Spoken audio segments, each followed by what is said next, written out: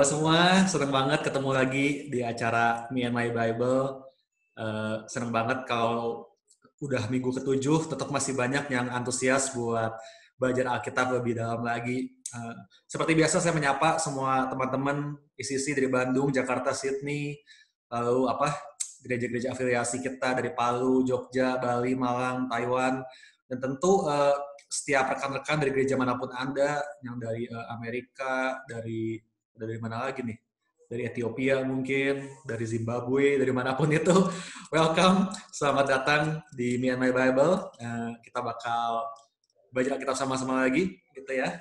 Seperti udah pada tahu, hari ini kita bakal melanjutkan pembahasan kitab Matius, oke?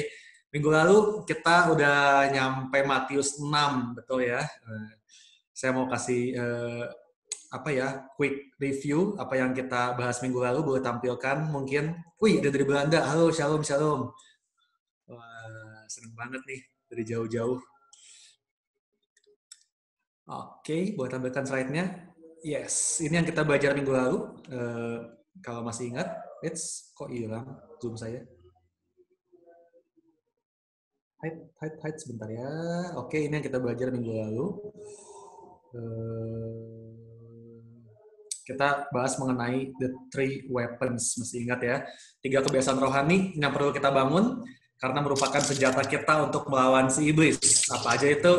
Giving, praying, dan fasting. Itu 3 senjata kita buat melawan 3 godaan iblis, keinginan daging, keinginan mata, dan keangkuhan hidup.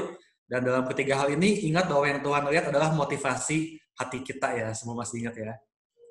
Setelah itu, minggu lalu juga kalau ingat kita belajar mengenai money and possession. Kita bahas mengenai uang, gitu ya. Jadi kalau masih ada yang tanya, boleh nggak kita punya uang nih orang Kristen? Boleh nggak sih punya uang? Boleh, oke. Tapi jangan sampai kita diperhamba oleh uang. Oke, itu bedanya ya. Punya boleh, diperhamba jangan.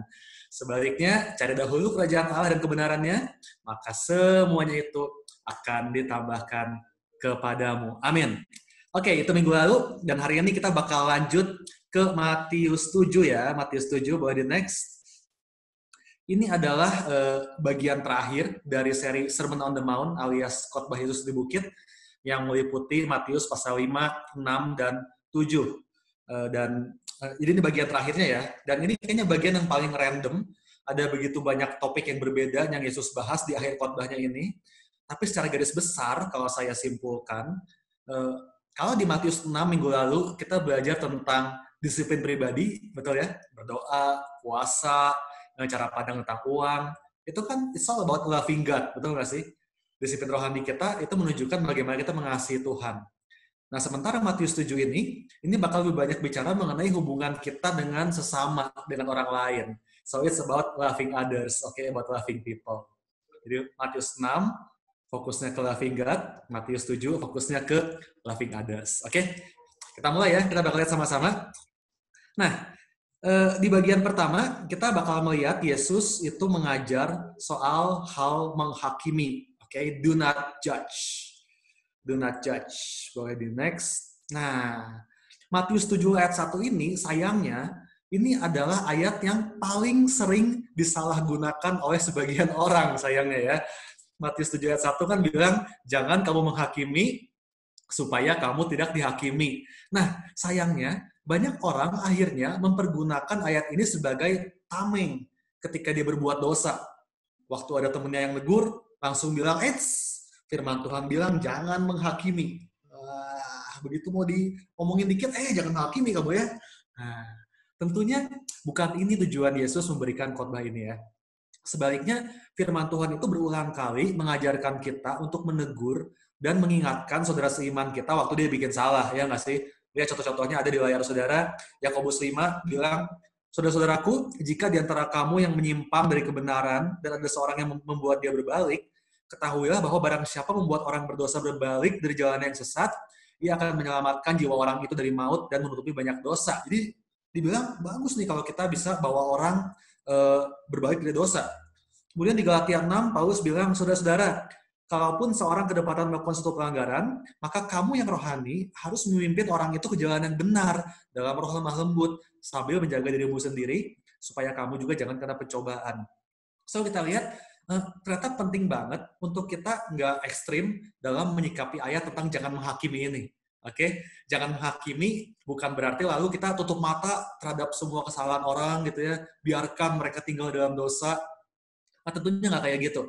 Oke, saya percaya kata kuncinya ada di surat Paulus tadi di ayat 6. Dari kita lihat, memimpin orang itu ke jalan yang benar dalam apa? Dalam roh yang lemah lembut. Oke, jadi negurnya bukan dengan penghakiman, tapi dengan kelemah lembutan. Ingat nggak kita bahas 2 minggu yang lalu pas kita ngomongin buah roh? Humility wins the world, betul? Kelemah lembutan, kerendahan hati, itu yang memenangkan dunia ini. Dan dibilang juga di ayatnya, sambil menjaga dirimu sendiri, supaya kamu jangan kena pencobaan. Jadi lihat nih, ketika kita menegur tanpa kasih, ketika kita menegurnya dengan menghakimi, nggak dengan lemah lembut, itu kita sendiri yang bakal kena pencobaan nih. Pencobaan apa itu? Senjata iblis yang itu lagi, the pride of life, keangkuhan hidup, bener nggak sih? Kita bakal menegur orang dengan sikap yang merasa bahwa kita lebih baik, kita lebih suci dari orang yang kita tegur. Dan itulah yang dilakukan orang-orang Farisi dan ahli-ahli Taurat pada masa itu. Makanya Yesus pakai analogi yang lucu ya, itu sedikit humor yang bagus dari Yesus, ekstrim banget, dia bilang, jangan sampai lihat selumbar di mata orang lain, sedangkan balok di mata sendiri nggak kelihatan, kata Yesus gitu. Nah, kalau sudah baca ayatnya kan bilang gitu ya. Selumbar itu apa sih? Selumbar itu serpihan kayu atau jerami. Jadi ini kecil banget nih. Bisa bikin kelilipan mata kita, atau mungkin saudara pernah kasura ya, apa sih bahasa Indonesia kasura? Itulah pokoknya yang kemasukan serpihan kecil gitu di kulit kita gitu ya. Nah, itu selumbar tuh sekecil itu. Nah, kadang kita tuh kayak begitu. Kita ngerasa diri paling benar, serpihan kayu di mata orang aja kita bisa komplain, mata lu tuh gak bener tuh, gitu kan, ada serpihan kayunya tuh. Sementara kita nggak sadar bahwa ada balok segede gaban di mata kita sendiri, guys. Oke, jadi ini jangan sampai kita lakukan. Oke, lihat di ayat 5-nya. Kalau dilihat di Matius 7 ayat 5, dibilang, hai orang munafik, keluarkanlah dahulu balok dari matamu, maka engkau akan melihat dengan jelas untuk mengeluarkan selumbar itu dari mata saudaramu.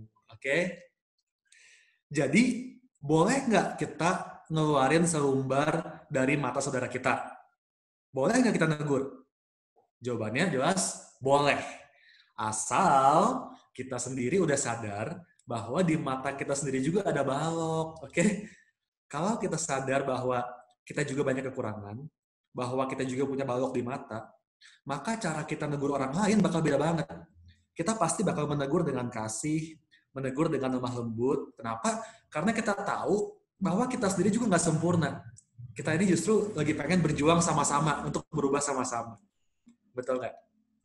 So, mari kita miliki sikap ini. Peduli sama orang lain, berusaha bawa orang lain ke jalan yang benar, tapi dengan kasih dan kelemah lembutan. Bukan dengan nyinyir dan penghakiman. Ingat bahwa kita sendiri punya balok di mata kita. So let's not judge others. Satu quote saya kasih buat saudara, judging a person doesn't define who they are, it defines who you are. Oke? Waktu kita menghakimi, itu nggak mendefinisikan orang yang kita hakimi. Itu mendefinisikan diri kita sendiri, orang macam apa kita. Apakah kita orang yang penuh kasih seperti Yesus, atau kita orang yang hipokrit seperti kaum Farisi. Oke? Jadi hari ini mungkin bakal agak banyak ayat dan quotes yang bakal saya kasih. Oke, nggak apa-apa ya? Nah, jadi hati-hati dalam kita menghakimi orang. Terutama, mari sangat berhati-hati ketika kita mau menegur atau mengkritik orang-orang yang memiliki otoritas. Baik itu orang tua, pemerintah, apalagi pastor dan pemimpin rohani. Nah, saat kita menghina atau mencaci orang-orang dengan otoritas, kita nggak hanya lagi menghina orang tersebut, melainkan kita juga menghina pribadi yang memberikan otoritas kepada orang tersebut, yaitu Tuhan. Saya percaya banget, waktu Tuhan angkat seseorang jadi pemimpin, maka otoritas dan pengurapan Tuhan ada di atas orang itu. Bahkan, bahkan ketika orang tersebut salah, penghakiman adalah bagian Tuhan, bukan kita. Saudara ingat kisah Daud? waktu dia dikejar-kejar sama Saul, gitu ya. Saul pengen bunuh Daud. Lalu pada satu kesempatan, waktu itu Saul tertidur. Dan Daud punya kesempatan yang bagus banget buat membunuh Saul. Saul jelas-jelas the bad guy, dia raja yang jahat, sekaligus musuh yang mau bunuh Daud. Jadi semua perwira Daud nyemangatin Daud, ini kesempatannya, ini dia waktunya, Tuhan udah kasih, bunuh sekarang itu musuh kamu, bunuh. Tapi apa yang Daud bilang, di 1 Samuel 24 ayat 7, dibilang, berkata Daud kepada orang-orangnya, dijauhkan Tuhanlah kiranya daripada aku, untuk melakukan hal yang demikian kepada Tuanku, Saul, kepada orang yang diurapi Tuhan, yakni menjamah dia, sebab dialah orang yang diurapi Tuhan. Wow, ini sikap yang luar biasa dari Daud. Dan gak cuma sekali, bahkan 2 kali Daud dapat kesempatan buat bunuh Saul, tapi dia melepaskan peluang itu. Kenapa? Karena Daud menghormati yang namanya otoritas dan pengurapan. Kalau emang Saul salah, Daud yakin bahwa Tuhan yang akan berurusan dengan Saul. Itu bukan bagian dia. So please guys, I'm begging you, okay? Kalau misalnya saudara ngelihat entah mungkin di YouTube, di Instagram, ada misalnya nih ada pendeta gitu ya, hamba Tuhan yang menurut saudara pengajarannya ngaco gitu misalnya ya. Nah, saya mau bilang just let them, okay? Biarin aja. Nggak usah dikomenin, didebat, diserang, nggak usah, just let them. Anda juga nggak bakal pernah lihat saya menyerang hamba Tuhan atau doktrin orang lain secara publik, oke? Meskipun saya nggak setuju sama doktrinnya, tapi saya menghormati otoritas di atasnya. Kalaupun saya bahas, ya saya bakal bahas internal sama teman-teman sepelayanan saya yang udah dewasa secara rohani, oke? Itu nggak akan pernah tuh saya berusaha untuk menghina dan menghakimi mereka di depan umum. Meminjam sebuah quote dari teman saya di Singapura, bagus banget. Dia pernah bilang gini, do you pray for them as much as you complain about them? Okay, go to the next. Do you pray for them as much as you complain about them? Tiap kali saudara tergoda buat mengkritik atau menjudge seseorang, terutama pemimpin, selalu tanyakan pertanyaan ini pada diri sendiri. Udah doain orang itu belum? Banyakan mana ngedoainnya atau ngeritiknya? Kalau kita masih lebih sedikit ngedoainnya, menurut saya kita belum pantas mengkritik mereka. Setuju?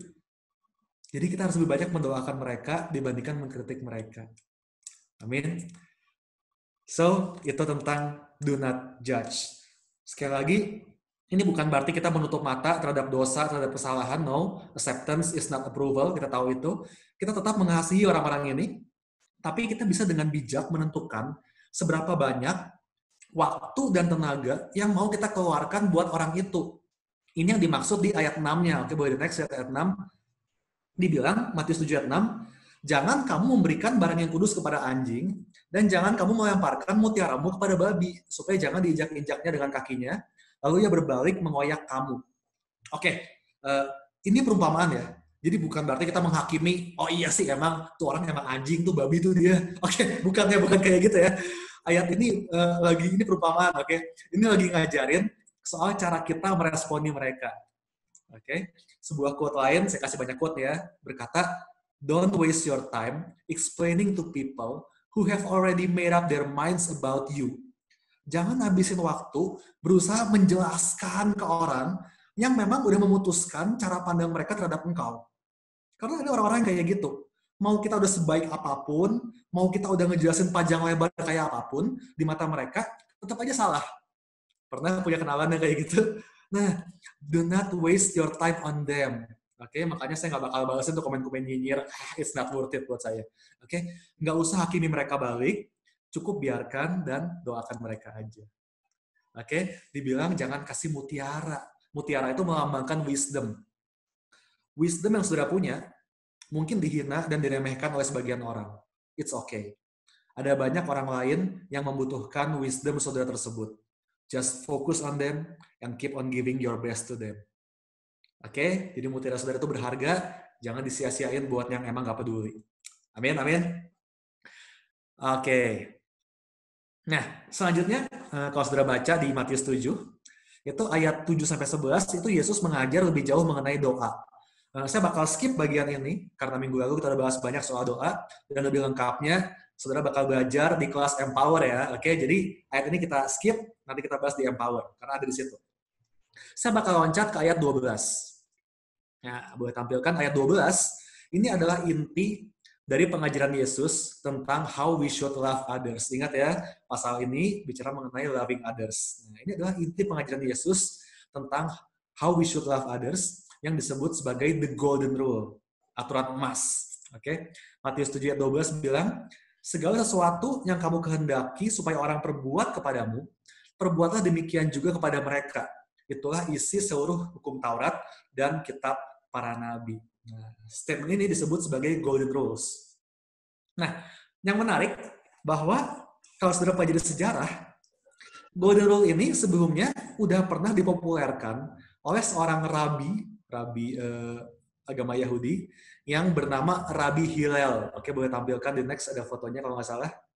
Oke. Nah, Rabbi Hillel ini meninggal pada tahun 10 Masehi, yang artinya ini sebelum Yesus mulai mengajar ya. Yesus masih kecil di tahun itu. Nah, sejarah mencatat, kalau sudah baca kisahnya, waktu itu ada seorang Gentiles, non-Yahudi, dia bertanya pada Rabbi Hillel, Rabbi, apa inti dari kitab Taurat? Kemudian Hillel menjawab, that which is hateful to you, do not do to your fellow. There is the whole Torah. The rest is the explanation, go and learn. Jadi apa yang kamu nggak suka orang lain lakukan, kamu juga jangan lakukan ke orang itu. Itulah keseluruhan dari kitab Taurat. Itu kata Hillel. Nah, statement Hillel ini kemudian menjadi sangat populer di kalangan masyarakat Yahudi dan bahkan dikenal sebagai the golden rule tadi. Nah, sekarang kita lihat. Ini menarik. Secara sepintas, seolah-olah Yesus mengulang golden rule yang disebutkan oleh Hillel. Betul ya? Mirip ya? Namun sesungguhnya ada sebuah perbedaan yang sangat mendasar yang membuat golden rule-nya versi Yesus itu jauh lebih luas maknanya. Kalau kita lihat, Yesus bilang kan apa di Matius 7? Therefore, whatever you want men to do to you, do also to them. For this is the law and the prophets. Perhatikan bedanya. Menurut Hillel, apa yang kamu nggak mau orang lain lakukan pada kamu, ya kamu jangan lakukan terhadap mereka. Ini adalah sebuah statement negatif. Betul ya? Jangan. Sementara menurut Yesus, apa yang kamu mau orang lain lakukan terhadap kamu, ya kamu lakukan dulu terhadap mereka. Ini adalah statement yang positif. Betul? Ada perbedaan antara tidak membuang sampah di jalan dengan membantu menyapu jalan. Ya nggak? Tidak membuang sampah itu adalah tindakan pasif, sebatas ngikutin peraturan, nggak melanggar. Sementara membantu menyapu jalan adalah sebuah tindakan aktif, inisiatif yang kita ambil. Jadi apa yang Yesus buat? Yesus memperbaharui golden rule-nya Hillel, yang sebetulnya udah bagus, tapi Yesus memberikan makna yang lebih dalam. Bahwa sebagai orang Kristen, kita harus memiliki kasih yang aktif. Kita nggak sekedar nggak ngejahatin orang, kita berinisiatif buat ngebaikin orang. Inisiatifnya dimulai dari kita. Kita yang mengasihi terlebih dahulu. Kita yang memaafkan duluan. Kita yang menolong duluan. Itulah golden rule-nya Yesus. Kasih yang aktif. Nggak nunggu orang lain duluan. Kita yang mulai duluan mengasihi. Itulah inti pengajaran Yesus tentang loving others. Oke? Mengasihi orang lain dengan aktif. Dan golden rule-nya Yesus ini tentunya bukan sesuatu yang mudah, bukan sesuatu yang nyaman, karena kita kan cenderungnya, ya udah pokoknya lu nggak ganggu gue juga nggak ganggu lu, gitu kan, ada gak usah urusan, gitu kan. Jadi berinisiatif itu emang sesuatu yang nggak nyaman. Makanya di ayat berikutnya kalau sudah baca, Yesus bilang, masuklah melalui pintu yang sesak itu, karena sesaklah pintu dan sempitlah jalan yang menuju kehidupan, dan sedikit orang yang mendapatinya. Jadi emang gak banyak orang yang mau melakukan kasih yang aktif ini. Loving others actively ini gak banyak orang yang mau. Banyak orang pengennya nunggu aja lah. Kalau dia baikin gue, baru gue baik sama dia. Kalau dia jahatin gue, ya gue bales. Banyak orang kayak gitu. Tapi kalau kita mau melewati jalan yang sempit itu, the narrow way itu, itulah jalan menuju kehidupan. Amin? Itu mengenai golden rules. Seru ya? Lanjut. Di bagian berikutnya, di ayat 15-23, Yesus bicara mengenai bagaimana kita perlu mengerti tentang yang namanya nabi palsu dan yang namanya murid palsu. Oke, false prophets and false disciples. Kita lihat satu-satu ya. Yang pertama kita lihat dulu false prophets. Ini ayat 15 sampai 20 nih, Matius 7 15 sampai 20. Itu bicara mengenai nabi palsu. Ayat 15-nya ada di layar saudara, dibilang gini. Waspadalah terhadap nabi-nabi palsu yang datang kepadamu dengan menyamar seperti domba, tetapi sesungguhnya mereka adalah serigala yang buas. Nah, nyambung dengan yang kita bahas di awal tadi. Bukan berarti kita lalu menghakimi mereka, oke? Yesus bilang, waspadalah. Seperti Bang Nabi ya, waspadalah, waspadalah. Oke, lihat, waspada sama menghakimi itu kan beda banget, ya nggak sih? Sekali lagi, bagian kita bukan mengkritik mereka, mencaci mereka, menjelek-jelekan mereka, enggak. Bagian kita adalah waspada. Jangan sampai kita tertipu, jangan sampai kita terpengaruh oleh pengajaran mereka. Oke? Nah, gimana cara bedainnya? Ini pengajarannya nabi palsu atau bukan nih? Kata kuncinya, jelas banget Yesus bilang di ayat 20, dibilang, Matius 7 ayat 20, jadi dari buahnya lah kamu akan mengenal mereka. Jadi paling benar, ya lihat buahnya aja. Buah macam apa nih yang dihasilkan oleh si nabi ini? Jadi kita bisa tahu dia asli atau palsu, gitu kan? Nah, buah apa aja yang perlu kita perhatikan dari si nabi atau pengajar ini? Ada 3 buah yang perlu kita perhatikan. Yang pertama kita lihat the character. Pertama-tama kita bisa menilai karakter orangnya. Apakah karakter orang ini mencerminkan buah roh? Kasih, sukacita, damai sejahtera, kesabaran, kebaikan, kemurahan, kesetiaan, kelemah lembutan, penguasaan diri. Orang ini mencerminkan itu enggak? Atau kayaknya judes gitu kan, marah-marah mulu gitu kan, bentak-bentak, nggak sabaran gitu kan, nggak bisa menguasai diri. Nah, karakternya kita lihat. Yang kedua, kita lihat the message.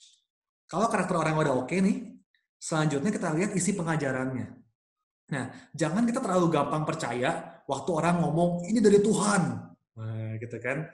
Kita perlu bandingkan dengan Alkitab kita. Apakah sejalan nggak yang diajarkan dengan Alkitab? Kalau nggak sejalan, meskipun orangnya baik banget gitu ya, jangan-jangan dia sendiri nggak sadar bahwa dirinya adalah serigala. Oke, jadi bukannya dia nyamar serigalanya menjadi domba, enggak. Dia emang nggak sadar kalau dia itu serigala, dia pikir dia domba gitu kan. Nah, makanya kita kudu cek. Kenapa kita bikin Bible study kayak gini?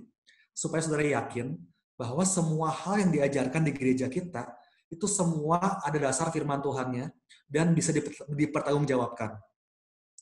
Kalau suatu hari ada teman yang nanya, kenapa sih di ICC kok diajarinnya begitu? Jangan takut, semuanya saya jamin bisa kita pertanggungjawabkan secara Alkitab. Semuanya ada ayatnya, semuanya ada firmannya. Oke, itu penting. Yang kedua, kita cek isi message-nya apa. Dan terakhir, yang ketiga, kalau udah lihat karakternya, udah lihat message-nya, yang ketiga kita lihat influence-nya, pengaruhnya. Jadi terakhir, buah yang bisa kita lihat adalah bagaimana pengaruh pengajaran tersebut terhadap orang-orang.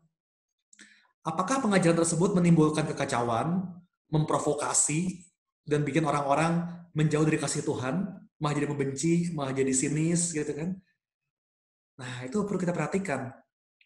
Kalau ternyata orang-orang justru malah diberkati, hidupnya berubah, mereka makin mengasihi Tuhan lewat pengajaran tersebut, ya artinya itu buah yang baik. Gitu. Jadi kita lihat itu juga. The character, the message, the influence. Itu cara ceknya. Cek karakter orangnya, cek isi pengajarannya, cek pengaruhnya buat orang yang mendengar. Karena buah nggak akan bohong. Dari pohon yang baik, kata firman Tuhan, pasti akan keluar buah yang baik juga. Dari pohon yang tidak baik, pasti keluarnya buah yang busuk juga. Amin. Lanjut. Tadi soal false prophet ya. Aman ya? Selanjutnya, ayat 21-23-nya, sekarang kita lihat ada yang namanya false disciples. Murid palsu. Tadi nabi palsu, sekarang murid palsu nih. Matius 7:21 bilang gini, bukan setiap orang yang berseru kepadaku, Tuhan, Tuhan, akan masuk ke dalam kerajaan sorga, melainkan dia yang melakukan kehendak Bapakku yang di sorga. Okay? Now, don't take it wrong here, okay? Salvation is not by works. Ketika dibilang agar masuk ke dalam kerajaan surga, kita harus melakukan kehendak Bapa, Jangan langsung menyimpulkan bahwa, oh berarti saya harus banyak-banyak berbuat baik ya, bla bla bla bla. No, no, no, no, no. Bukan itu. Itu akan sangat mengecilkan pengorbanan Yesus. We are saved by grace, not by work. Betul? Kita diselamatkan oleh kasih karunia, bukan dengan perbuatan kita. Jadi apa maksudnya ayat ini? Kuncinya ada di ayat 23-nya. Ayat 23 bilang, pada waktu itulah aku akan berterus terang kepada mereka dan berkata, perhatikan, aku tidak pernah mengenal kamu. Enyahlah daripadaku, kamu sekalian pembuat kejahatan. Nah, perhatikan. Kata kuncinya adalah tidak pernah. Jadi murid-murid palsu ini, mereka bukan orang-orang yang kehilangan keselamatan. Mereka emang dari awal tidak pernah menerima keselamatan tersebut. Galatia 3:26 kan bilang nih, sebab kamu semua adalah anak-anak Allah karena iman di dalam Yesus Kristus. So, kalau kita punya iman dalam Yesus, kita diangkat menjadi anak Allah. Kalau kita anak Allah, nggak mungkin dong Bapak bilang, aku nggak pernah kenal kamu. Ya nggak? Berarti sejak awal, walaupun secara tindakan mereka kelihatannya Kristen, mereka mungkin ke gereja, mereka mungkin berdoa, bahkan mungkin mereka bikin mujizat, tapi para murid palsu ini sesungguhnya nggak pernah menaruh iman mereka pada karya keselamatan Yesus. Dan itulah sebabnya Bapak bilang, aku tidak pernah mengenal kamu. Soalnya belum menjadi anak, nggak diangkat anak. Oke, jelas ya? Jadi jangan sampai salah ngerti. Yang dibilang melakukan kehendak Bapa adalah menerima karya keselamatan Yesus. Kalau kita nggak lakukan itu, mau serohani apapun kelihatannya, kita adalah murid palsu. Oke, amin. Karena kalau kita udah terima Yesus, kita jadi benar-benar seorang murid, secara otomatis pasti perbuatan kita bakal berusaha mengikuti kehendak Tuhan, perintah Tuhan. Nggak mungkin enggak, itu buahnya. Dan tadi buah nggak bakal bohong. Amin. Well, that's it guys. Dalam setengah jam sudah saya bereskan the whole Sermon on the Mount. Boleh di next, ada rangkumannya. 3 pasal udah kita bahas, mulai dari Matius 5 ada the Beatitudes, sabda bahagia, ingat ya. Kemudian ada winning the marketplace, menjadi terang, garam, kota di atas gunung. Lalu ada the new laws, ingat bahwa Yesus bukan meniadakan hukum Taurat, tapi dia justru menaikkan standarnya, memperbaharui. Habis itu di Matius 6, itu tentang loving God, kita bicara soal memberi, berdoa, puasa, ini disiplin rohani. Kita juga belajar soal keuangan, gimana kita nggak diperhamba uang, tapi kita melayani Tuhan, maka uang yang akan jadi bonus buat kita, betul ya, hartanya jadi bonus buat kita, bukan itu yang jadi fokus kita. Dan di Matius 7 tentang loving others, kita belajar soal jangan menghakimi, do not judge, kemudian the golden rule, apapun yang kita pengen orang lain lakukan, kita duluan yang lakukan, kita mengasihi duluan dengan aktif. Dan terakhir tadi kita bahas mengenai false prophet dan false disciples. Itu semua yang dibahas oleh Yesus di 3 pasal khotbah di bukit ini. Dan kalau sudah baca, di akhir pasal 7, Yesus menutup dengan sebuah perumpamaan yang udah sangat sering kita dengar, yaitu perumpamaan tentang 2 macam dasar. Oke, ini udah sering banget ya, sering banget dibahas, bahwa semua orang yang dengar firman Tuhan, itu mereka sama-sama lagi, semua orang lagi bangun kehidupannya, ya nggak sih?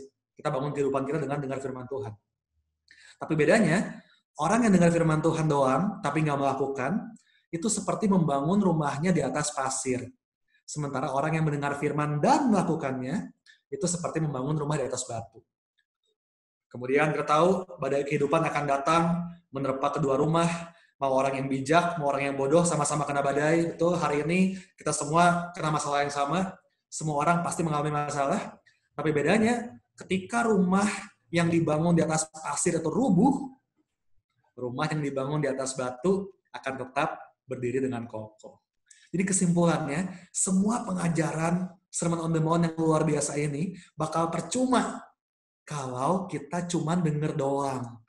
Rumah kehidupan kita nggak bakal kuat. Makanya James 1 verse 22 bilang, but don't just listen to God's word.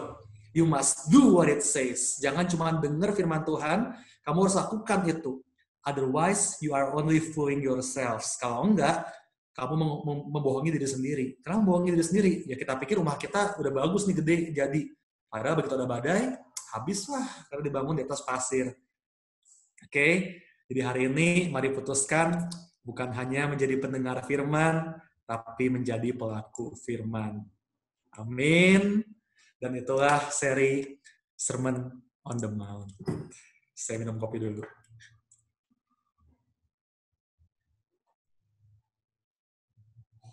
Gila ya. Kalau saya lihat Yesus jago banget loh, bayangin. Khotbah sepadat itu, 3 pasal, begitu banyak value kebenaran yang bisa kita serap dari dalamnya. Jagoan. Memang Yesus the best. Oke guys, seneng banget bisa beres dengan cepat karena saya mau bahas pertanyaan yang masuk. Ini pertanyaannya bagus-bagus banget, lumayan rumit. Jadi bersabar, fokus karena saya bakal kasih banyak ayat buat menerangkannya supaya kita nggak salah ngerti. Saya bakal kasih penjelasan yang cukup detail karena ini hal-hal yang mungkin sulit dan banyak orang yang bingung juga. Nah, saya akan bahas 2 pertanyaan hari ini. Pertanyaan pertama. Ini datang dari Bro Alex Edi. Wih, WL kita nih. Ini pertanyaan bagus banget. Dia nanya gini. Pertanyaannya dari ayat di Ibrani 6, ayat 4-6. Oke, ini saya bacakan buat saudara. Sebab mereka yang pernah diterangi hatinya, yang pernah mengecap karunia surgawi, dan yang pernah mendapat bagian dalam Roh Kudus, dan yang mengecap firman yang baik dari Allah dan karunia-karunia dunia yang akan datang, namun yang murtad lagi, tidak mungkin dibaharui sekali lagi demikian, hingga mereka bertobat. Sebab mereka menyalibkan lagi anak Allah bagi diri mereka dan menghinai di muka umum. Nah, jadi pertanyaannya, apa maksud ayat ini? Apakah berarti orang Kristen yang murtad itu bakal kehilangan keselamatannya dan udah nggak bisa bertobat lagi? Waduh, gimana nih? Sekalinya kita murtad, backslide dari Tuhan, maka kita udah nggak mungkin bisa balik lagi. Apakah itu, does it means that we can lose our salvation?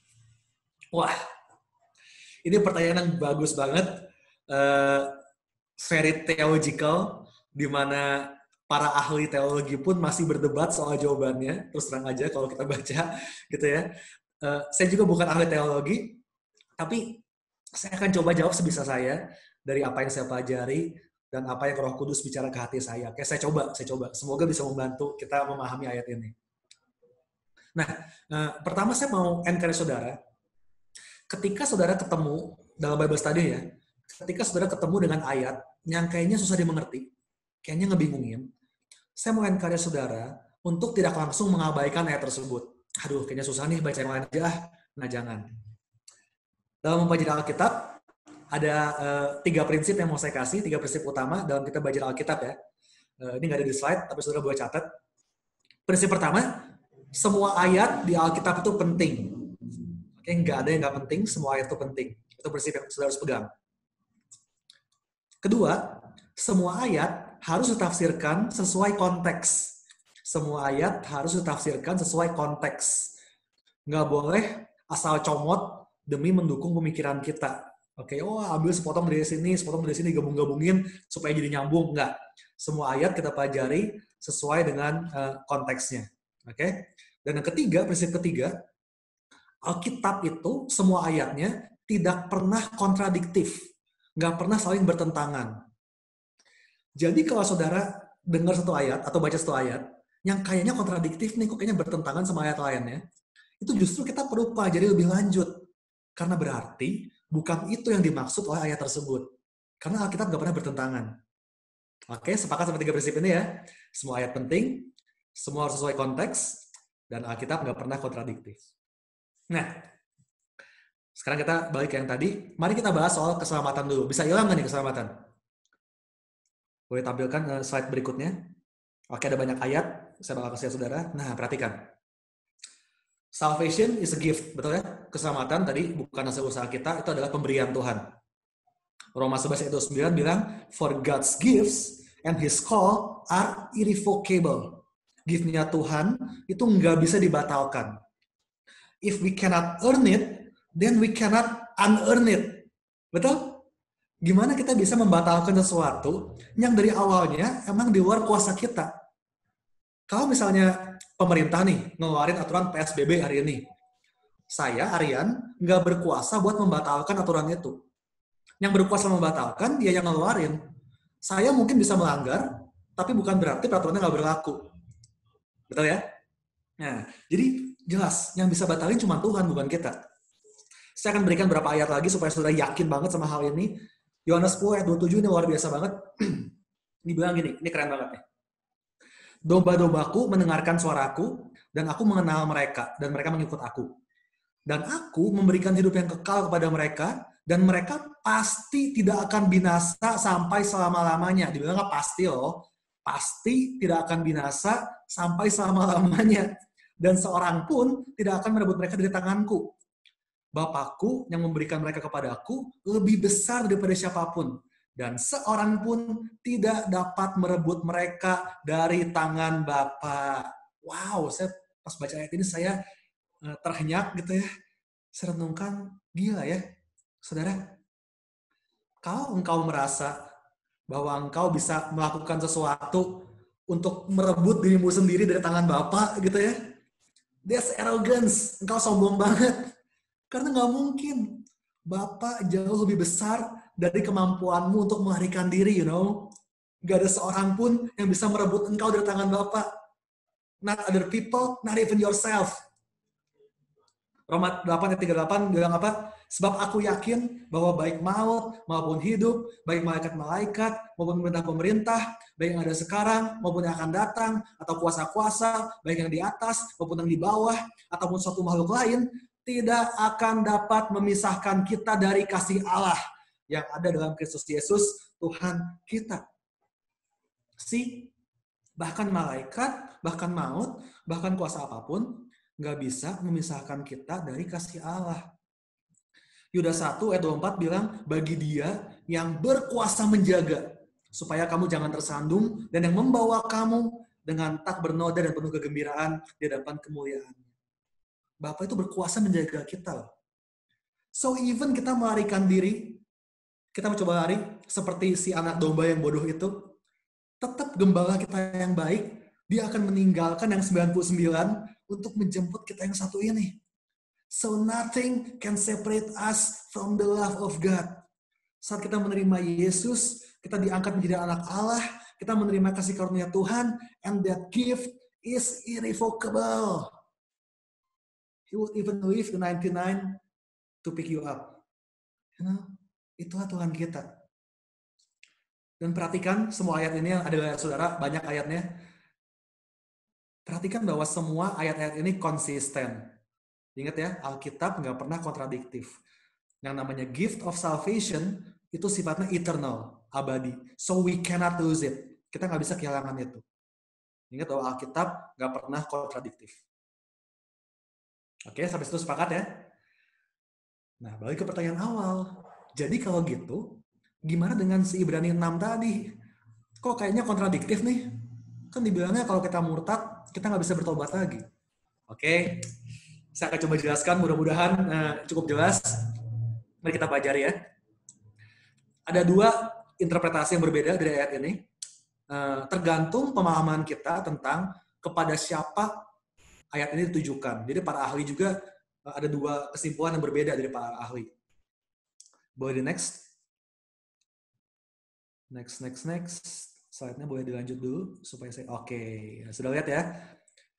Penafsiran yang pertama, ada sebagian ahli yang berpendapat bahwa surat Ibrani ini, pasal 6 ini ditujukan kepada non-believers, kepada orang-orang yang belum percaya, belum lahir baru.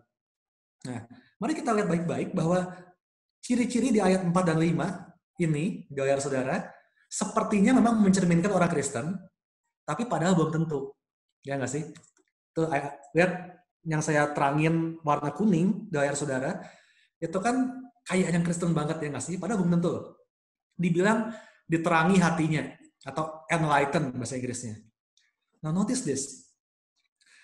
Just because you have seen the light, doesn't guarantee that you will walk into the light. Ya nggak sih? Hanya karena kita udah lihat terang, bukan berarti kita pasti berjalan ke dalam terang. Misalnya nih, saya bilang, Bapak Ibu, ada diskon tuh di gereja. Diskon gede-gedean, diskon. Saudara udah melihat diskonnya, udah tahu ada di situ, tapi kan belum tentu saudara pergi ke sana buat belanja. Ya nggak sih? Jadi ini nggak menjamin. Apalagi dibilang, pernah mengecap karunia surgawi. Perhatikan, kata pernah, artinya cuma sesaat aja. Orang bisa datang ke KKR, ibadah raya, lalu mereka mungkin merasakan hadirat Tuhan di situ, mereka mengecap kasih dan damai sejahtera Tuhan, karunia rohani. Tapi apakah mereka menyerahkan hidupnya kepada Tuhan? Belum tentu. Betul? Mendapat bagian dalam Roh Kudus, katanya. Well, Raja Saul juga pernah dipenuhi Roh Kudus. Kalau sudah baca, dia pernah kepenuhan roh dan dia bernubuat. Apakah kemudian Saul bertobat? Ternyata enggak. Ya. Lalu dibilang mengecap firman yang baik. Ini juga jangan salah. Yudas Iskariot, dia melayani bersama Yesus, mendengar setiap firman yang baik dari Yesus, bahkan mungkin dia juga pernah berkhotbah, karena Yesus kirim muridnya berdua-berdua. Jadi Yudas juga pernah berkhotbah pasti. Dia juga tahu firman yang baik, dia mengecap firman yang baik. Tapi itu nggak membawa dia ke dalam pertobatan. Jadi kita lihat bahwa semua ciri-ciri ini ternyata bukan jaminan bahwa seseorang itu percaya Yesus sebagai Tuhan dan Juru Selamat atau lahir baru. Jadi, interpretasi yang pertama ini menganggap bahwa ayat ini ditujukan kepada orang-orang yang memang nggak menerima Yesus. Meskipun udah melihat, meskipun udah merasakan begitu banyak hal yang spiritual tentang Yesus, hati mereka begitu keras, sama seperti Firaun yang dibilang hatinya begitu keras, sama seperti Saul, sama seperti Yudas. Meskipun udah ngelihat, udah mengecap banyak hal, mereka berpendapat bahwa, you know what this world offers for me is better than Jesus. Apa yang dunia tawarkan buat aku, itu lebih menarik daripada semua kebaikan Yesus ini. Itu yang disebut sebagai menyalibkan lagi anak Allah dan menghinanya di muka umum. Menganggap remeh pengorbanan Yesus, menganggap itu bahwa itu nggak terlalu berharga. Banyak yang lebih berharga, yang lebih menarik buat saya di dunia ini. Itu maksud ayat ini. Oke? Jadi golongan ini, they do not lose salvation. Mereka nggak kehilangan salvation. Mereka memang dari awal menolak salvation itu. Sama seperti Matius 7 tadi yang bilang, Bapak bakal bilang, aku tidak pernah mengenal kamu. Karena dari awal, mereka emang udah menolak karya keselamatan Yesus. Mereka menganggap remeh itu. Mereka menyalibkan lagi Yesus, mereka menghina di muka umum. Itu penafsiran yang pertama. Menarik ya? Nah, tapi sekarang ada golongan para ahli yang lain yang punya penafsiran kedua, beda nih. Nah, penafsiran yang kedua ini berkata bahwa ayat ini memang ditujukan untuk orang percaya. Karena ciri-ciri di ayat 4 dan 5 ini, emang sih kalau kita lihat, cocok juga menggambarkan orang yang udah percaya Yesus dan lahir baru, ya nggak sih? Mengecap karunia surgawi, dapat bagian dalam Roh Kudus, tahu firman yang baik. Ya, kedengarannya kayak orang Kristen juga sih. Betul ya? However, orang percaya yang dibicarakan di sini, itu adalah orang yang udah Kristen, tapi belum dewasa. New believers. Secara rohani belum dewasa. Tahu dari mana? Dari ayat 1 dibilang, marilah kita tinggalkan asas-asas pertama dari ajaran tentang Kristus dan beralih kepada perkembangannya yang penuh. Jadi surat ini buat para bayi rohani nih. Yuk. Kan kamu udah tahu nih asas-asas pertama tentang Kristus nih. Sekarang yuk kita lanjut bertumbuh menuju kedewasaan rohani. Nah, kemudian surat ini kan bilang nih, kalau sampai kamu nanti kehilangan keselamatan, satu-satunya cara buat diselamatkan lagi, ya adalah dengan harus menyalibkan anak Allah lagi, menyalibkan Yesus lagi. Well, we know that it's impossible, right? Nggak mungkin banget. Ya. Jadi ayat ini bukan sedang mengiyakan bahwa iya kita bisa kehilangan keselamatan. Ayat ini justru lagi menguatkan para bayi-bayi rohani ini yang khawatir bahwa mereka bisa kehilangan keselamatannya. Tadi kan kita udah bahas ya, salvation itu hidup yang kekal, sesuatu yang kekal ya artinya nggak bisa hilang. Kalau bisa hilang ya berarti nggak kekal dong, gitu kan? Nah, sehebat apa sih kita sampai bisa melepaskan diri dari tangan Bapa tadi? Nah, itu yang lagi ditekankan di ayat ini. Jadi salah satu teknik, ini kalau kita belajar tata bahasa ya, salah satu teknik dalam menjelaskan sesuatu hal adalah dengan menggunakan yang namanya argumen retorikal. Saudara boleh cari di Google, namanya argumen retorikal. Ini adalah cara menjelaskan dengan cara menunjukkan bahwa sesuatu itu nggak mungkin. Contoh, supaya kebayang. Misalnya, Misalnya ada orang yang meragukan bahwa saya ini pria. Wah, Aryan memang pria gitu? Misalnya ada yang meragukan. Nah, saya bisa menjawab dia dengan begini. Kalau saya wanita, saya nggak bakal ada jakuna dong. Saya mana mungkin punya jakun kalau saya wanita. Kebayang? Ini namanya argumen retorikal. Saya mendeskripsikan seperti apa wanita untuk menegaskan bahwa saya bukan wanita. Kebayang ya? Nah, demikian juga ayat ini. Penulis kitab Ibrani, dia menggunakan argumen retorikal ini untuk mendeskripsikan apa yang harus terjadi kalau mau kehilangan keselamatan. Yaitu harus menyalibkan Yesus lagi. Yang nggak mungkin tadi, nggak mungkin banget kan? Jadi ini buat menegaskan kepada orang-orang Kristen yang new believers, yang ragu-ragu bahwa, kalian tuh nggak mungkin kehilangan keselamatan.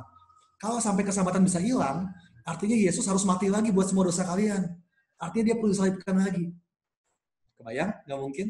Jadi ini argumen retorikal. Makanya kalau kita lanjut baca, di ayat 9 dibilang, saya pakai terjemahan NLT biar jelas, ini masih dinyambung sama yang tadi ya. Dear friends, even though we are talking this way, we really don't believe it applies to you. We are confident that you are meant for better things, things that come with salvation. Teman-teman, meskipun kita ngomongin soal ini tadi, argumen retorikal ini, kami sih nggak percaya bahwa ini berlaku buat kamu. Kami yakin bahwa kamu itu ada hal yang lebih baik, yaitu keselamatan. Oke? Jadi argumennya cuma berandai-andai aja. Pada kenyataannya, we don't believe it applies to you. Oke? Itu penafsiran yang kedua. Lihat bedanya, yang pertama ditujukan kepada non-believers, dianggapnya. Yang penafsiran kedua ditujukan kepada new believers. Nah, terserah saudara mau lebih percaya yang mana. Bebas. Mau yang pertama, mau yang kedua, pilihan tangan Anda. Toh pada intinya, dua-duanya kesimpulannya sama. Bahwa you cannot lose your salvation. Betul? Sebab aku yakin bahwa baik maut maupun hidup, baik malaikat-malaikat maupun pemerintah, baik yang ada sekarang maupun yang akan datang, atau kuasa-kuasa yang di atas, di bawah, suatu makhluk lain, tidak akan dapat memisahkan kita dari kasih Allah yang ada dalam Kristus Yesus Tuhan kita. Alkitab tetap konsisten. Nggak ada yang kontradiktif. Bahwa nothing can separate us from the love of God. He has loved us with an everlasting love. Amin. So ayat ini, Ibrani 6, nggak boleh banget disalahgunakan buat mengancam atau mengintimidasi orang Kristen bahwa mereka bisa dengan mudah kehilangan keselamatan yang udah dibayar mahal oleh Yesus. No, it's not about that. Biar ini jadi penguatan, encouragement buat saudara. Kalau engkau hari ini mendengarkan program ini, dan engkau merasa bahwa engkau sudah terlalu jauh dari Tuhan, bahwa engkau sudah jatuh terlalu dalam, let me tell you, you are not beyond God's reach. Tangan Tuhan nggak kurang panjang untuk menyelamatkanmu. Kalau engkau mau memutuskan untuk berbalik lagi hari ini, it's not too late. It's never too late to repent. Nothing can separate you from the love of God. Amin. Amin, saudara. Wah, lumayan rumit, tapi saya harap saudara bisa tangkap penjelasan saya soal ayat ini. Again, semuanya konsisten, nggak kontradiktif dengan apa yang kita baca di ayat yang lain. Wah, seru ya? Sisa 10 menit, satu pertanyaan lagi ya, saya bahas ya. Pas nih waktu ini.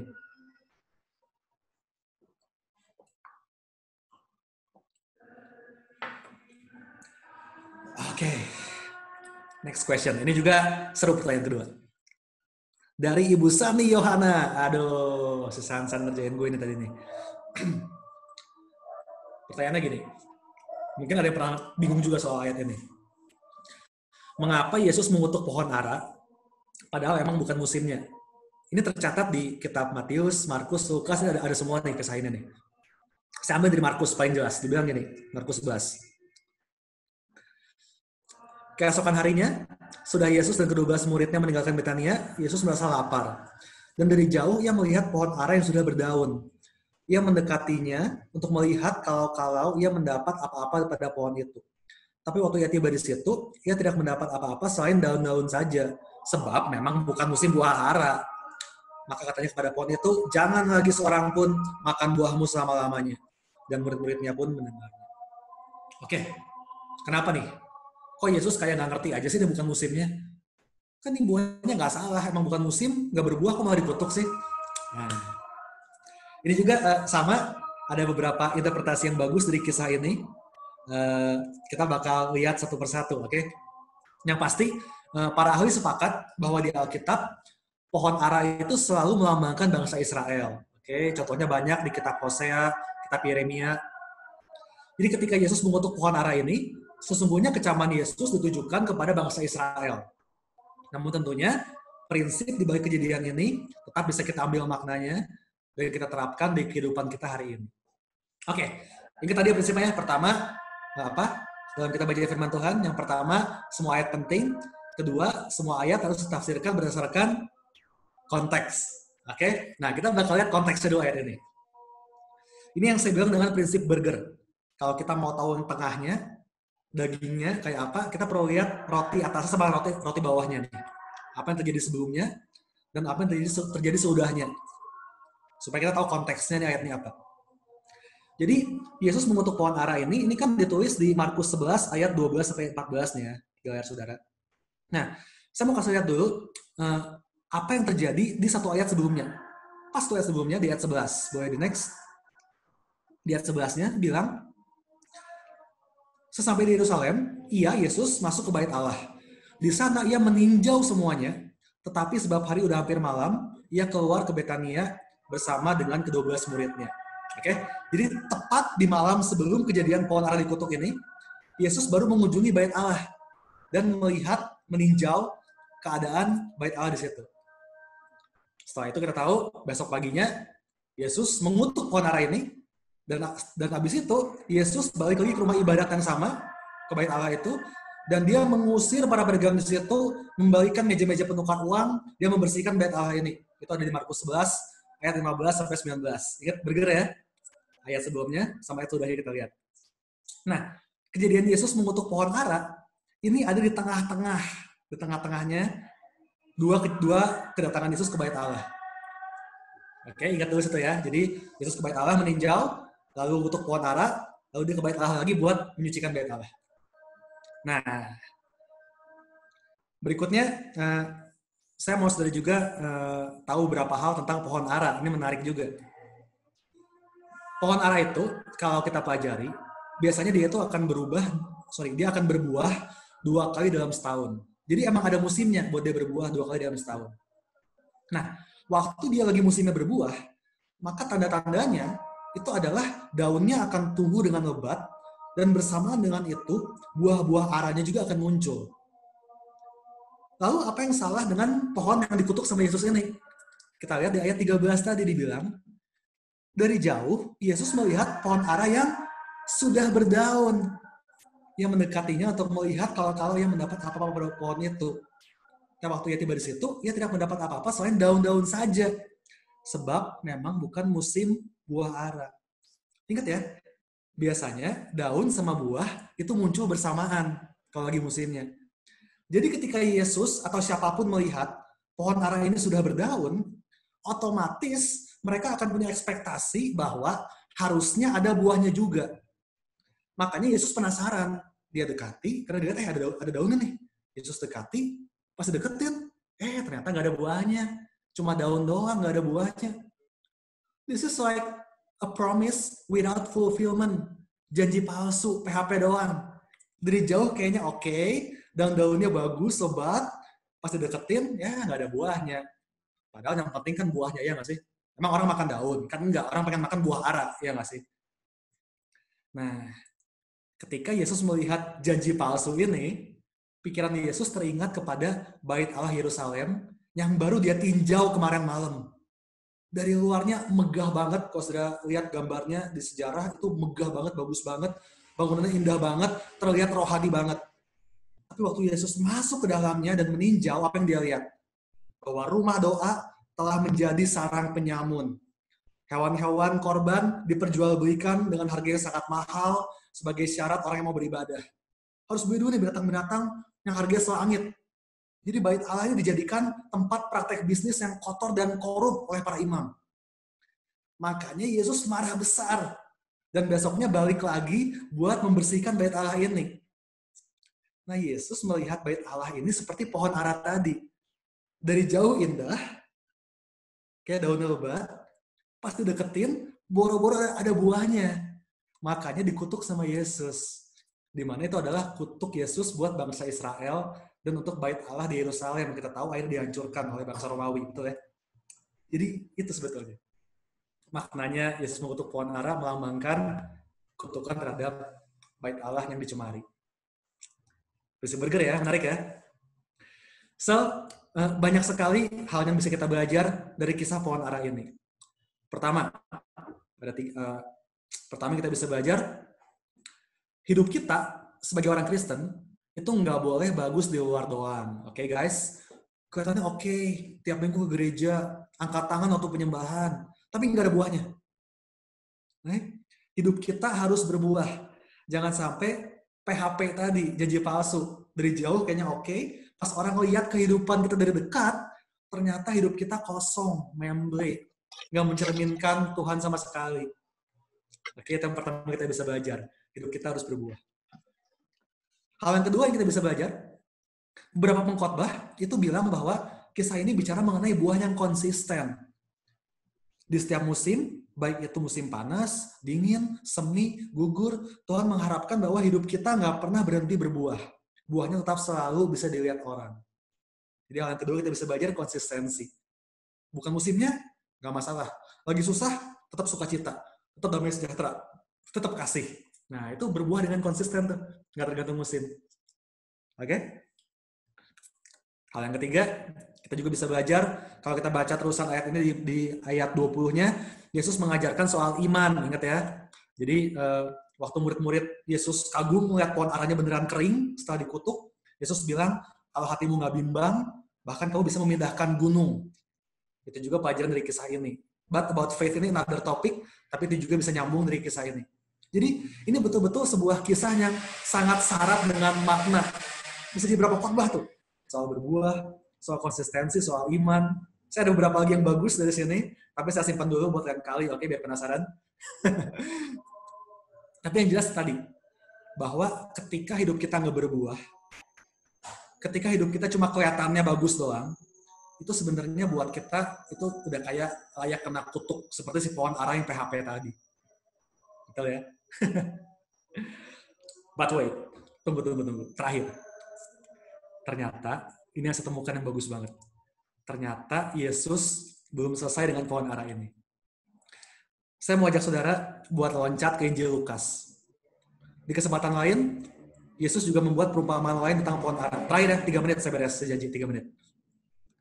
Di Injil Lukas, saya berikutnya mau tampilkan, oke. Lukas 13, ayat 6-9, judulnya adalah perumpamaan tentang pohon ara yang tidak berbuah. Nyambung sama yang tadi nih. Lalu Yesus mengatakan perumpamaan ini. Seorang mempunyai pohon ara yang tumbuh di kebun anggurnya. Dan ia datang untuk mencari buah pada pohon itu, tapi ia tidak menemukannya. Lalu ia berkata kepada pengurus kebun anggur itu, sudah 3 tahun aku datang mencari buah pada pohon ara ini, dan aku tidak menemukannya. Tebanglah pohon ini. Untuk apa ia hidup di tanah ini dengan percuma? Jawab orang itu, Tuhan, biarkanlah dia tumbuh tahun ini lagi. Aku akan mencangkul tanah sekelilingnya dan memberi pupuk kepadanya. Mungkin tahun depan dia berbuah. Jika tidak, tebanglah ia. Lihat, kisahnya mirip ya. Si pemilik pohon mencari buah, tapi nggak ada. Nah, ini perlambangan apa nih perumpamaannya nih? Pohon ara jelas tadi, melambangkan our lives. Kehidupan kita sebagai orang Kristen. Nah, si pemilik pohon yang mencari buah, ini melambangkan the judgment of God. Penghakiman Tuhan. Karena dia adalah hakim yang adil, betul ya?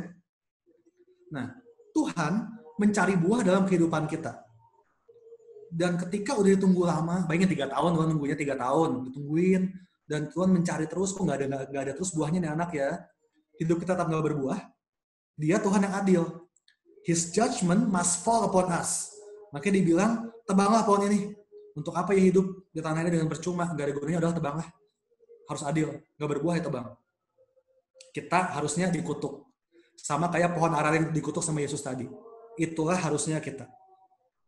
But wait, ternyata riwayat si pohon belum tamat. Si pengurus kebun anggur memohon kesempatan. Biarkanlah, tolong biarkan dia tumbuh tahun ini lagi. Aku akan cangkul tanah sekelilingnya, aku akan kasih pupuk. Mungkin tahun depan dia berbuah. Kalau enggak, oke lah tertebang deh. Kalau tadi pemilik pohon melambangkan judgment of God, Pengurus kebun anggur melambangkan the grace of God. Grace is something that we don't deserve. Kasih karunia adalah sesuatu yang kita nggak layak terima, betul ya? Ketika udah nggak ada alasan lagi buat mempertahankan si pohon ara yang mandul ini. Bahkan udah ditunggu lama banget, udah 3 tahun ditungguin masih nggak ada buahnya. Udah hopeless, kayaknya nggak berguna sepertinya. Salah nggak kalau ditebang? Jelas nggak salah. Emang nggak berguna kalau di pohon buat apa? Harus adil, tebang aja. But, saya terakhir buat tampil ke next. But, when judgment says, enough is enough, grace whispers, give it another try. Ketika penghakiman Tuhan yang adil sudah selayaknya kita terima, kasih karunia Tuhan berbisik dengan lembut. Berikan kesempatan satu kali lagi. And this is our God. He is just, but He is also graceful. Dia adil, tapi Dia juga penuh dengan kasih karunia. Dia tahu bahwa kita udah seharusnya binasa. Hidup kita kacau. Kita mengecewakan Tuhan berkali-kali. Bertahun-tahun Dia menunggu, dan kita tetap nggak berbuah dengan maksimal. Tapi ketika Ia akan menjatuhkan hukumannya buat kita, kasih karunia-Nya ada di situ. Dan kasih karunia-Nya diwujudkan lewat pribadi Yesus yang membayar setiap kesalahan, setiap kegagalan, setiap masa lalu kita. Berkat kasih karunia ini, kita masih mendapatkan kesempatan untuk selamat, untuk berbuah, untuk mulai berbuah, untuk berubah, untuk mulai berbuah. We got another try. Kita dapat kesempatan lagi. So don't take this grace for granted. Jangan sia-siakan kasih karunia yang mahal ini. We are doomed, but by His grace, we have another try. So hari ini, mari sungguh-sungguh terima kasih karunia ini. Dan mari putuskan untuk mulai berbuah. Di keluargamu, di pekerjaanmu, di kuliahmu, di sekolahmu, di pelayananmu. Mari putuskan untuk mulai berbuah. Karena untuk itulah Yesus mati buat kita. Ia datang supaya kita mempunyai hidup dan mempunyainya dalam segala kelimpahan. A fruitful life, hidup yang berbuah. Itu yang Tuhan cari dari kita. Dan itu yang bisa kita belajar dari perumpamaan pohon ara ini. Amin guys. Dapat sesuatu? Mari kita berdoa. Tuhan Yesus, biar Roh Kudus terus berbicara di hati kami. Saya datang sama kakak. Saya mau cari. Selesai berbicara. Tolong bantu saya berbicara. Tapi berdoa supaya Engkau terus berbicara kepada setiap Bapak, Ibu, Saudaraku yang mendengar program ini. Berdoa supaya mereka memiliki kasih yang dari Tuhan, to love others, dengan kasih yang aktif. Bukan nunggu orang lain duluan, tapi berinisiatif, mengasihi duluan, mengampuni duluan, menolong duluan, berkorban duluan. Biar mereka punya kasih yang aktif, seperti yang Kau inginkan, seperti yang Kau lakukan buat kami. Berdoa buat mereka yang mungkin selama ini ragu-ragu, apakah saya selamat? Apakah saya pasti ke surga? Apakah saya sudah terlalu jauh dari Tuhan? Aku berdoa hari ini, biar mereka merasakan tangan Tuhan yang menggapai mereka. Biar mereka melihat gembala yang baik itu meninggalkan yang 99 dan berlari menggapai mereka, menggendong mereka dan membawa mereka pulang. You are not beyond God's reach. Kau nggak di luar jangkauan Tuhan. Dan aku berdoa buat setiap dari kami yang mungkin selama ini hidupnya nggak maksimal. Mungkin selama ini kami menyanyiakan pengorbanan Yesus. Dan kami selayaknya dikutuk, kami selayaknya hancur, dibuang ke dalam api seperti pohon ara yang nggak berbuah itu. Dan kami bersyukur. Karena meskipun Kau Tuhan yang adil, Engkau juga Tuhan yang penuh kasih karunia. You are not just a just God, you are also a graceful God. Kami bersyukur buat kasih karunia Tuhan. Biar kami nggak pernah memandang remeh kasih karunia Tuhan itu. Biar kami hidup di dalamnya, dan biar itu memotivasi kami untuk selalu berbuah, untuk selalu melakukan terbaik di tengah pekerjaan kami, pelayanan kami, keluarga kami, kuliah kami, apapun itu. We want to do our best because you have given your best for us. Terima kasih Bapak. Aku berdoa ini menjadi malam perubahan dalam hati setiap Bapak Ibu Saudara yang mendengar. Ada keyakinan dalam diri mereka bahwa hidup yang kekal adalah bagian mereka. Dan hidup mereka di bumi ini nggak disia-siakan lagi, melainkan dimaksimalkan buat nama Tuhan. Terima kasih Yesus, dalam namamu kami sudah berdoa dan mengucap syukur. Amin. Well, that's it guys. Terima kasih. 1 jam kelewat dikit 5 menit, mohon maaf. Sekali lagi, saudara yang punya pertanyaan atau feedback boleh selalu kirimkan ke DM Instagram saya. Saya bakal berusaha tampung dan jawab sebisa saya. Hari ini cukup rumit bahannya, tapi saya harap bisa membantu saudara sedikit lebih mengerti tentang apa yang Tuhan mau, tentang apa yang di pikiran Tuhan, tentang bagaimana Tuhan mengasihi setiap saudara. Amin, amin, amin. So, terima kasih semua. Jangan lupa selalu ngecek Instagram ICC dan juga website kita icc.online. Ada program-program yang keren banget semuanya. Besok itu kalau nggak salah ada single mom, breakfast with single mom sama Kak Evi sama Ci Arlen. Wih, pasti seru banget. Ada ibadah The Bridge. Abis ini ada worship from home jam 9. Jangan sampai melewatkan, kita nyembah Tuhan sama-sama. Lalu hari Minggu pasti ada ibadah yang luar biasa juga. Oke guys, thank you so much buat hari ini.